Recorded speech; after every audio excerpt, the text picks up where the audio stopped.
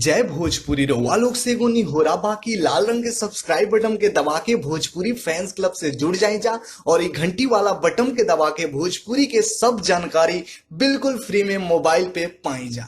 रउआ सब भोजपुरिया श्रोतागण के हम जीजी तिवारी जी भोजपुरी फैंस क्लब के माध्यम से प्रणाम करल बानी। आप लोग के रिपोर्ट में बतावे जा रहल बानी भोजपुरी के ट्रेंडिंग स्टार और रिकॉर्ड स्टार खेसारी लाल यादव जी रच दिले बड़े गो भोजपुरी में सबसे बड़े रिकॉर्ड लॉकडाउन का और सबसे शानदार रिकॉर्ड आप लोग बतावल चाहता नहीं। खेसारी लाल यादव जी के लॉकडाउन में को वीडियो सॉन्ग आई रहे जौन अगर नाम रहे कमर लोड सही ना। जी हाँ भैया, 14 अप्रैल के ही गाना रिलीज भई रहे जेमे काजल राघवानी और खेसारी लाल यादव जी एक साथे नजर आई रहे लोग। जी हाँ भैया, ये गाना जौन बाटे 7 मिलियन के रिकॉर्ड रच दिले बा, 7 मिलियन व्यू क्रॉस हो गइल बा, यानी 70 लाख और बहुत जल्दी 10 मिलियन व्यू के क्लब में जाए वाला बाटे। जी हाँ भैया, अब आप लोग नीचे कमेंट सेक्शन में बताई जा कि गाना आखिर कितना जल्दी 10 मिलियन व्यू के क्लब में जाई, 7 मिलियन के रिकॉर्ड बनेले बा। तो आप लोग नीचे कमेंट सेक्शन में खेसारी लाल यादव, काजल राघवानी और एक गाना के पूरे टीम के बधाई दी जा। आप लोग को बतावल चाहते नहीं कि गाना के कुंदन प्रीत जी लिखले रहन,